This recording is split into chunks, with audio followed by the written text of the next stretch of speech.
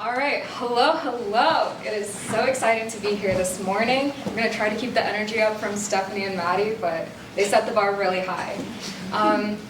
It is so exciting to be here. Hello to everyone on the live stream.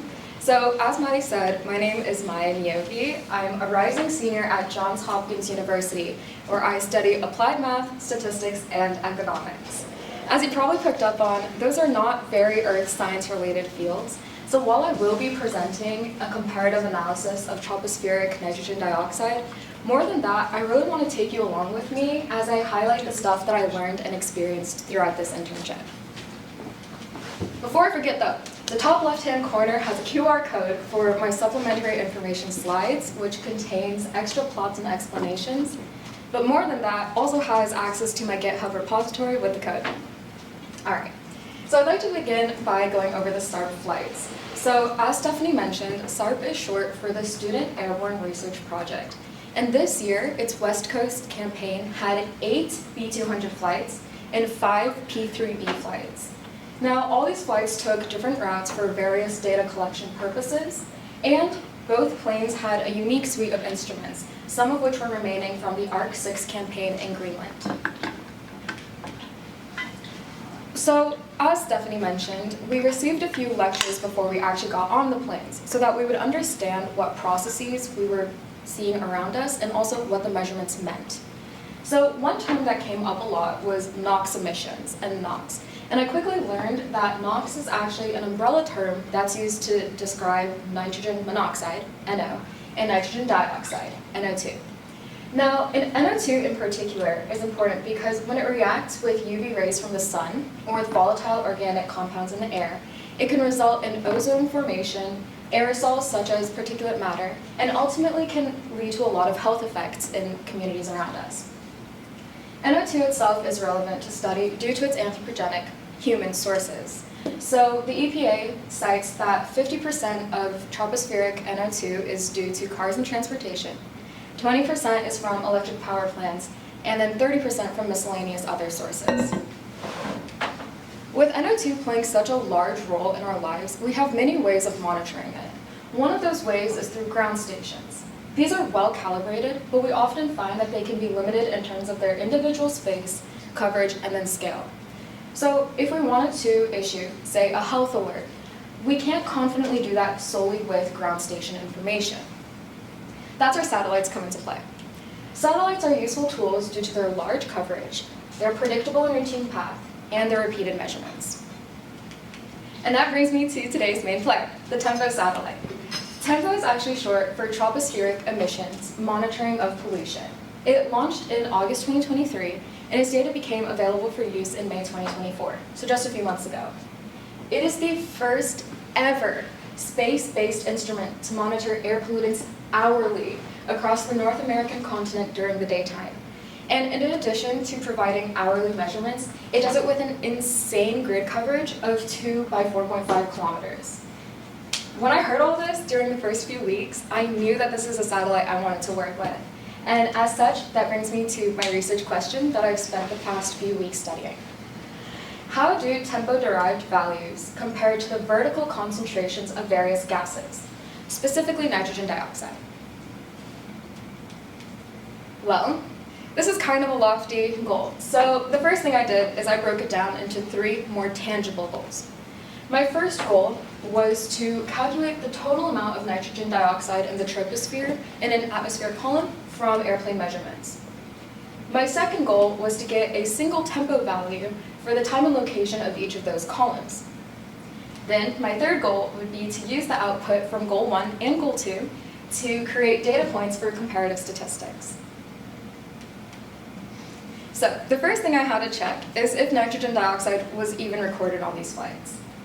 Well, the CANOE instrument, Compact Airborne NO2 Experiment, was on the B-200 and was equipped for the ARC-6 mission. It used laser-induced fluorescence spectrometry to record NO2 concentrations in the air, and this is the instrument that I used to get my data. So, since the CANOE instrument was on the B-200, I went into all of the 8 B-200 flights that we flew and saw where they performed spirals. For those unaware, a spiral is essentially when the plane is in one relative latitude and longitude, it quickly ascends in altitude and then descends in altitude, collecting measurements. I found of the 8 flights, 6 of them performed spirals, meaning I potentially had 6 spirals to compare with tempo data. From there, it was a matter of processing the spiral airplane data. What I ended up doing was a 3-step process where I created concentration averages based on altitude, converted from parts per trillion by volume, which is what the Canoe instrument records in, and converted it to molecules per centimeter squared, which is what tempo's measurements are in. From there, I summed for a total nitrogen dioxide concentration. That was a lot, so I have a little visualization here. As you can see on the right, I have an average vertical profile during the June 29th spiral. And so what I did is I essentially partitioned it, and these are my altitude averages, by 500 feet, found the area of each of these rectangles, and then summed all of them to get my total column concentration. With that, goal 1 was done. My second goal was to produce a tempo value for each spiral, but once I got my hands on the data, I really wanted to plot it first. There were 2 things I kept in mind. For plotting purposes, it was easiest to average the latitude and longitude that was traversed by the plane, and then say that the spiral took place exactly at that average. The second thing I wanted to ensure was that if the spiral took place during 20 UTC, it also ended in 20 UTC, so that I was comparing spiral data to exactly 1 tempo measurement. So with that, I found that tempo is accessible through Earth Data Search's platform in NetCDF form. However, tempo is such a revolutionary satellite that the EPA has already integrated it into its PureSig Python package. And that's ultimately what I used to make the following plots. So on the right, you'll see my little tempo plot for the June 29th spiral again. The black marker is where the spiral is said to have taken place, and that's also how I produced a tempo value to compare to the spirals. With that, goal number 2 was done. I was able to do this for all 6 spirals that took place on the V200, meaning I had 6 data points that I could use to compute some comparative statistics.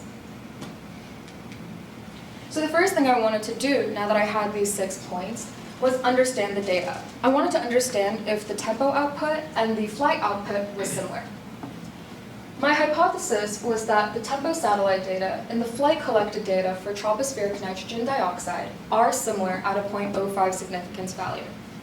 I computed a few tests, some of which assume independence between the sets, some which don't, some which assume a normal distribution, some which don't, and all of them led us to believe that we have reasonable evidence to conclude that the tempo satellite data and the flight collected data for tropospheric nitrogen dioxide are similar, even if tempo reports lower values. Now, the next thing I wanted to understand is how similar is this data? So there are a lot of numbers on the screen, trust I understand, but I'm going to highlight some of the values I want you to pay attention to. The first is the mean bias, which is the average of all the biases and tempo data versus flight measurements. Here we see that tempo tends to record lower values on average, and my idea is that it's likely due to the hourly intervals of data that I worked with. The next statistic I would like to point out is the skew. The skew shows us if tempo overpredicts or underpredicts in comparison to flight data. Here we see tempo slightly underpredicts, so a little more support for that. But that is likely because of either better ground level measurements by tempo or due to the hourly intervals once again. All right, so that was a lot. So just some final thoughts on a slide for us to walk through together. We do see some agreements between tempo satellite values and the flight measurements. Now, as for why there might have been disagreement, I do not have time to look too much into that, but I do have a few ideas that I would love to investigate in the future. The first is that I compared hourly tempo data against super specific time intervals. I think it would be very interesting to see what would happen if I was looking at a longer time frame. The second, as I mentioned, is that the spiral data was heavily averaged. So the cumulative concentration was estimated and not exactly measured in the plane. Tempo is a satellite, so it can record ground level values where the plane could not reach. So that may affect the values as well. My third idea is that flight spirals may have crossed into multiple tempo grid cells. As you recall, I averaged the latitude and longitude, assuming that the flight was solely contained in one gridded cell. It's very likely, especially since TEMPO is so high resolution, that the plane spiral crossed into multiple grid cells, meaning that one value cannot fully encapsulate what the flight measured. All in all, TEMPO data was lower than flight data, but we still found them to be statistically similar. With that being said, I would like to thank you all for your time. I would especially like to acknowledge all these people on the slide for their help. My faculty mentors, Dr. Andreas Beiersdorf and Dr. Anne-Marie Carlson. My faculty mentor, Maddie Landy. Dr. Disha Sardana for all her help with my code. The aerosols group for their help. Dr. Jason St. Clair, who is the PI for the canoe instrument. The NASA team that allowed me to be here today. Dr. Barry Leffer for helping me understand how TEMPO works. And then all of you for your time, and everyone on the live stream, hi Mom, hi Dad, for your support today. Thank you so much.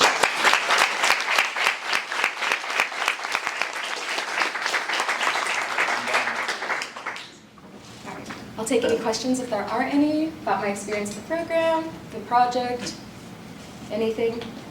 Yes? I have a question, sorry. If you could go back a couple slides, it's the TEMPO, the TEMPO slide versus your prediction.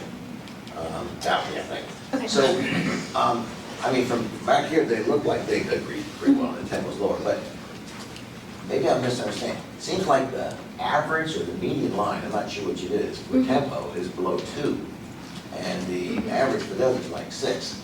Yeah. So, I'm not big on statistics, but I mean, to me, that, saying that's slightly lower seems, I mean, unless maybe we were expecting like a factor of 10 difference, I don't know.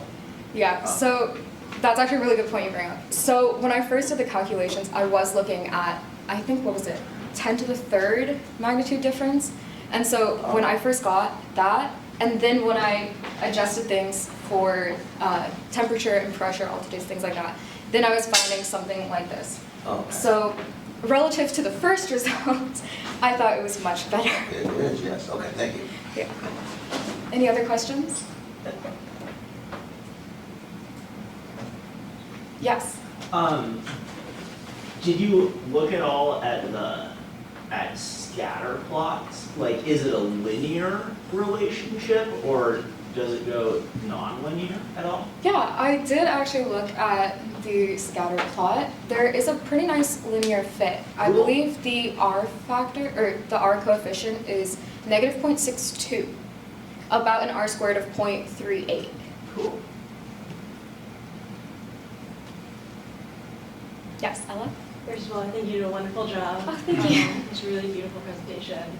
I'm just wondering if, because the planes don't start at 0 altitude, is that a difference between the satellite, which might get down farther? That's a great question. Thank you for asking. So there were a couple of assumptions that I had to make.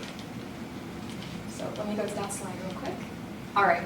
So it's exactly as you said. The flight spiral was probably between 10,000 feet and maybe 2,000 feet at lowest. Now, we made the assumption that anything above 10,000 feet, since I was looking at tropospheric levels, was negligible. However, there is a large concentration below where the plane could measure. So what we ended up doing was assuming that, all right, if this is the level that was recorded at 2,000 feet, let's assume that's the level for all feet below, from the surface to where the plane was. And then we ended up doing that as like a constant. So it would end up being like a larger rectangle for this, summed, plus all of the plane measurements. Of course, thank you. Good. Any other questions for Maya? No? Well, thank you. I have a question. I saw the table. Don just raised a question. I saw one case, TEMPO is much higher than SARP, and another case, the SARP is much higher than TEMPO. If you go back to the table. This one? Okay. Can you see on the second row, the TEMPO is 1.6 and SARP is almost 9, right? Yeah. And then you see the last row, TEMPO is 7.5 and SARP is about 1. Do you see any profile difference, I mean vertical distribution difference in O2 wave from SARP? Thank you. Thank you for your question. That's Gal, by the way, you'll hear him a lot. Yeah. You saved my life. I do have the vertical profiles, but off the top of my head, I can't come up with any differences that I can think of right now. I would love to look into that more and get back to you. Anyone else from the live stream? Yes, Stephanie. We have an online question. Was there any wind direction or event, smoke transport and boundary layer based bias notable? Ooh, that's a really good question. That is not something I looked into, but I would love to look into that and see. I was considering the high split model for a certain period of time, but I ran out of time to factor that into my analyses. Just on that note, we also recorded wind direction, number of meteorological data on the V200 that if you ever wanted to integrate into this data set. That'd be for great. this Thanks, project. Andy. Yeah, thank you. Any other questions from the audience? Yes. I just want to make a comment, like those differences look big, but that's the number of molecules per square centimeter. It's not even a mole, right, over a whole entire element. Yes, A great presentation. I just wanted to say that the V200 also did some spirals over Baltimore, about 8 or 10. The week before it came out to California, and so you could double your data set by looking at Los Angeles and Baltimore in the future when they have time. That's great. Yeah, no, I genuinely would love to do that. Thank you. All right.